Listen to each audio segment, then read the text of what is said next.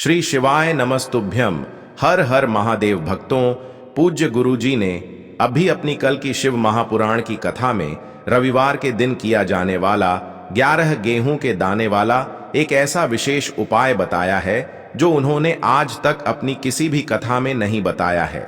पूज्य गुरुजी ने कहा कि जब आपके हाथ तंग चल रहे हो, जब रुपए पैसे कहीं से प्राप्त ही ना हो पा रहे हो, जीवन में चारों तरफ से सिर्फ और सिर्फ परेशानियां आ गई हों, उनसे बाहर निकलने का कोई रास्ता ना दिखाई दे रहा हो, तो 26 जनवरी 2025 रविवार के दिन कर लेना 11 गेहूं के दाने वाला यह उपाय होगी। हर मनोकामना पूरी मिलेगी, सभी दोषों से मुक्ति, इतना धन आएगा कि संभाले नहीं संभलेगा। माता लक्ष्मी जी और महादेव जी के आशीर्वाद से पूरे साल धन बरसता रहेगा। दोस्तों, जैसा कि आप सभी लोग जानते हैं कि 26 जनवरी 2025 यानी रविवार को पड़ रही है माघ महीने की द्वादशी तिथि। और दोस्तों, यह वह तिथि है जो माघ महीने में पड़ने वाली सबसे बड़ी और माघ महीने की पहली द्वादशी तिथि है, क्योंकि यह रविवार के दिन पड़ रही है और हमारे हिंदू धर्म में इसका बहुत ही बड़ा और विशेष महत्व होता है। पूज्य गुरुजी ने कहा है कि अगर कभी भी मौका लग जाए और माघ महीने की द्वादशी तिथि रविवार को पड़ जाए तो आप लोगों को सिर्फ और सिर्फ 11 गेहूं के दाने वाला उपाय तो अवश्य ही करना चाहिए, क्योंकि इन दोनों तिथियों का संयोग बहुत ही कम आता है। इसी के साथ दोस्तों, गुरुजी ने कहा है कि जब भी माघ महीने की द्वादशी पड़े तो आप लोगों को सिर्फ और सिर्फ 11 गेहूं के दाने वाला उपाय तो अवश्य करना चाहिए। यह उपाय इतना खास है कि अगर आपने सही मुहूर्त पर सही क्रिया अनुसार यह गेहूं के दाने वाला उपाय कर लिया, जो प्राचीन काल के समय का महाउपाय है, तो मान के चलिए दोस्तों, महादेव जी के आशीर्वाद से आपके जीवन का कितना ही बड़ा दुख हो, उससे आपको मुक्ति मिल जाएगी। आपकी कोई भी मनोकामना हो, मान लीजिए आप नौकरी की तैयारी कर रहे थे तो आपकी नौकरी लग जाएगी, आपका बंद पड़ा व्यापार चल पड़ेगा। और दोस्तों, आप जिस बीमारी से आप बहुत दिनों से परेशान थे, उस बीमारी से आपको मुक्ति मिल जाएगी। आपके जीवन में धन आना शुरू हो जाएगा, आपके जीवन में धन आने के नए नए रास्ते खुल जाएंगे। और मान के चलिए दोस्तों, फिर आपको किसी भी प्रकार की परेशानी का सामना नहीं करना पड़ेगा। इसीलिए दोस्तों, 26 जनवरी रविवार के दिन आप लोगों को इस वाले उपाय को जरूर कर लेना है। भले ही आपने पूरे साल भर इस उपाय को ना किया हो, पर अगर आपने इस माघ महीने में पड़ने वाली रविवार द्वादशी के दिन अगर इस वाले उपाय को कर लिया तो आपको इस उपाय को करने का वह फल मिलेगा जिसकी आपने कभी कल्पना भी नहीं करी होगी। इसीलिए आप लोग इस 11 गेहूं के दाने वाले उपाय को एक बार जरूर कर लेना, ताकि आप लोगों के हाथ से यह मौका ना जा सके और आपको इस उपाय को करने का फल मिल सके। दोस्तों, यह उपाय पंडित जी ने अपनी अभी की ही शिव महापुराण की कथा में बताया है, जो इस उपाय को आज हम आपको बहुत अच्छे से समझाने वाले हैं।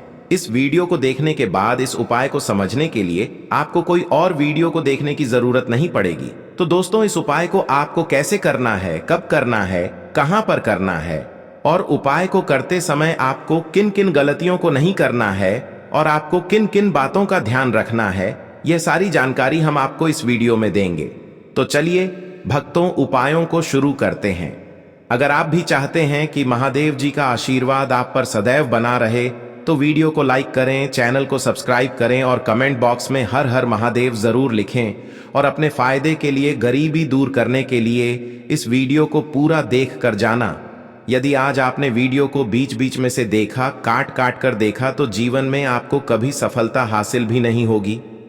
देखिए दोस्तों, ये 26 जनवरी रविवार द्वादशी का दिन, ये इतना खास होता है, इतना महत्वपूर्ण होता है। देखा गया है कभी कभी बड़े बड़े पूजा पाठ अनुष्ठान से जो मनोकामना पूर्ण नहीं होते, वह 26 जनवरी रविवार के दिन एक छोटे से उपाय करने से ही आपकी मनोकामना पूर्ण हो जाती है। अब हम समझते हैं इस वाले उपाय को हमें करना किस समय है।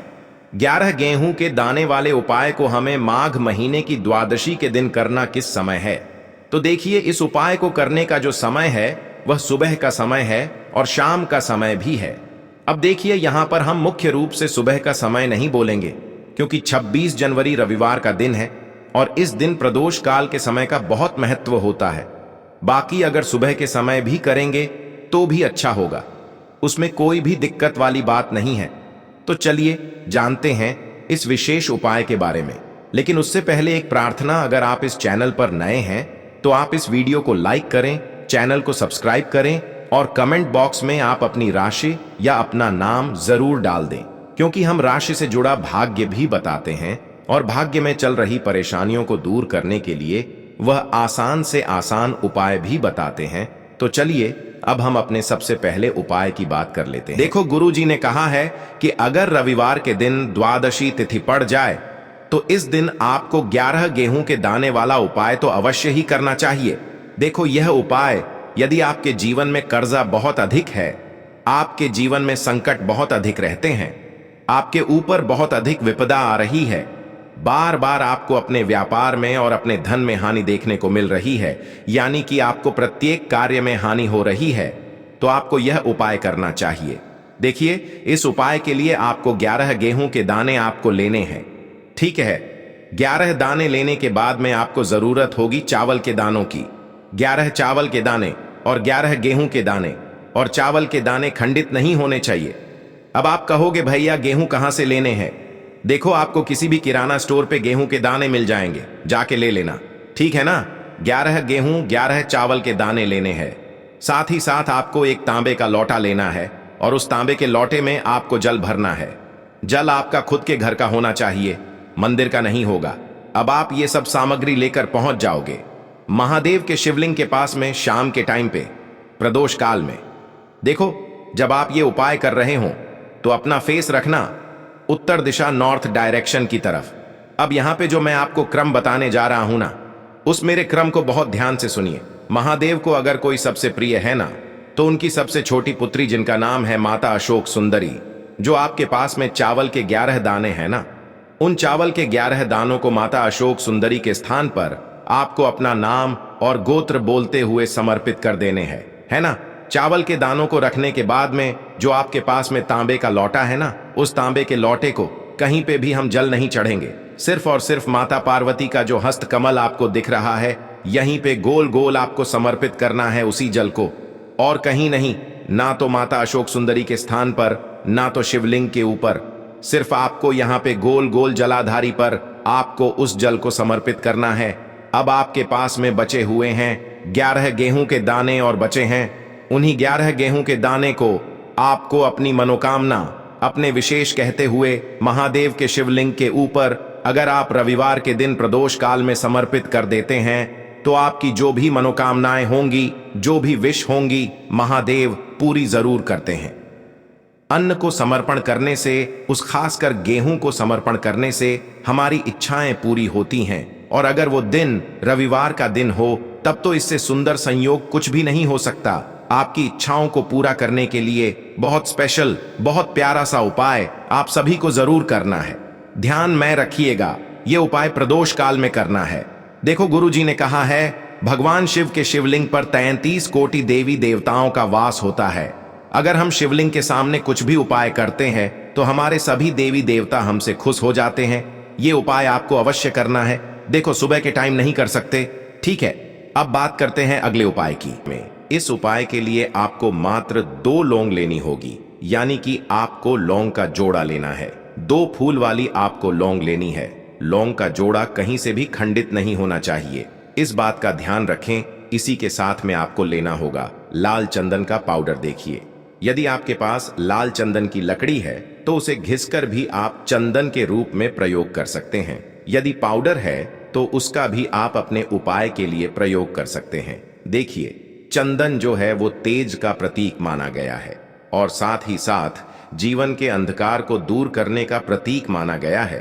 अब इसी के साथ में आपको मात्र एक तांबे के पात्र के अंदर शुद्ध जल लेना होगा अपने घर से। अब दोस्तों, ये तीनों सामग्री लेकर के सीधे आपको पहुंच जाना होगा भगवान शिव के मंदिर में। देखिए, इसी के साथ में आपको एक गोल बाती का दीपक भी लेना होगा।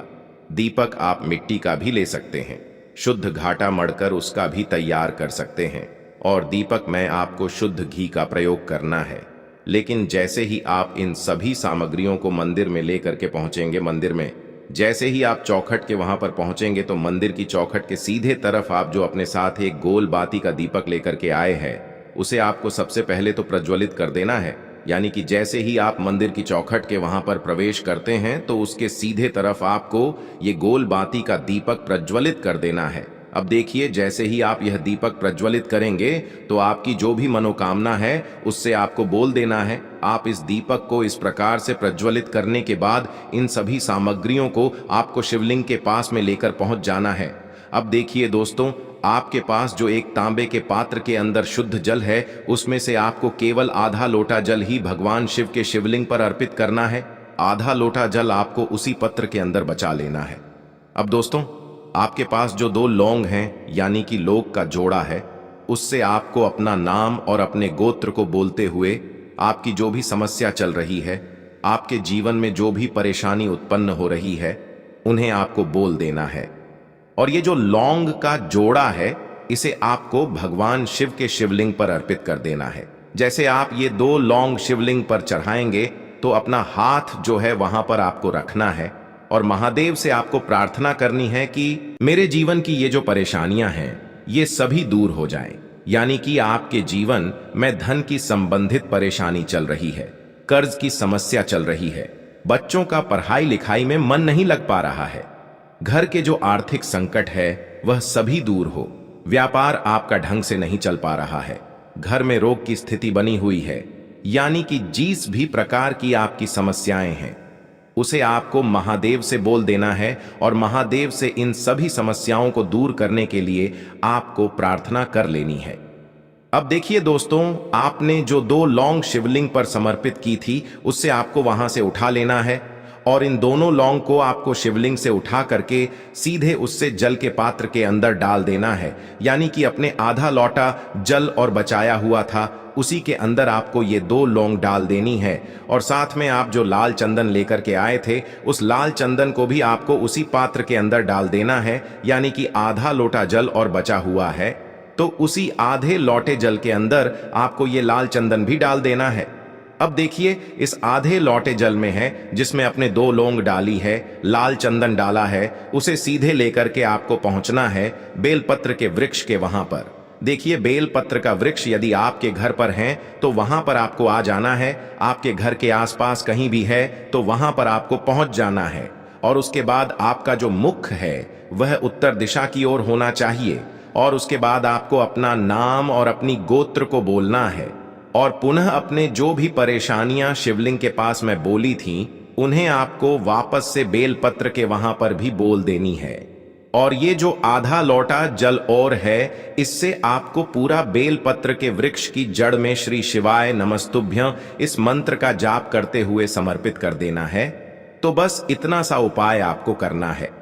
जो भी आपकी परेशानी है, समस्या है, उससे महादेव निश्चित ही दूर करेंगे।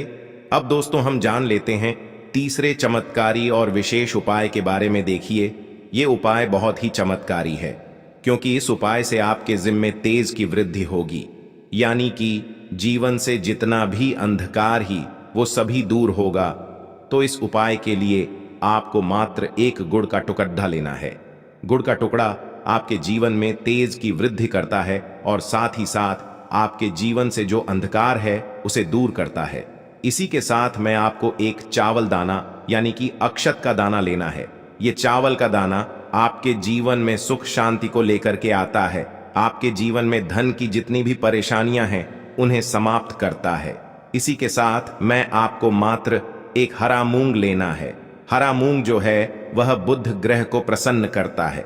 देखिए, हरे मूंग का उपाय करने से बुध ग्रह मजबूत होता है और बुध ग्रह के मजबूत होने से बुद्धि, ज्ञान और विवेक की प्राप्ति होती है। तो ये तीनों ही सामग्री आपको एक एक लेनी है, यानी कि 1 गुड़ का टुकड़ा, 1 चावल का दाना, 1 हरा मूंग आपको लेना है। देखिए, हरा मूंग का दाना और चावल का जो दाना है वो आपको साबुत लेना है, खंडित नहीं होना चाहिए। और इसी के साथ में आपको मात्र एक तांबे के पात्र के अंदर अपने घर से शुद्ध जल ले लेना है।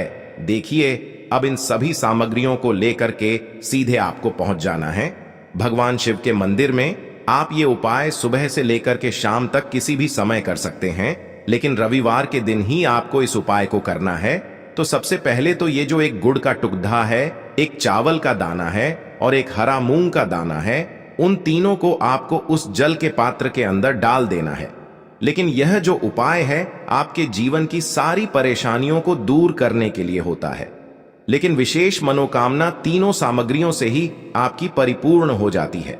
देखिए, यदि आपके जीवन तेज होगा तो सभी आपसे वार्तालाप करेंगे, सभी आपसे बात करेंगे और आपका जो मान सम्मान है वह बढ़ता है, और चावल का जो दाना है वह धन में वृद्धि करता है, मन की शांति के लिए होता है, और हरा मूंग जो है वो बुद्धि, ज्ञान और विवेक की प्राप्ति के लिए होता है।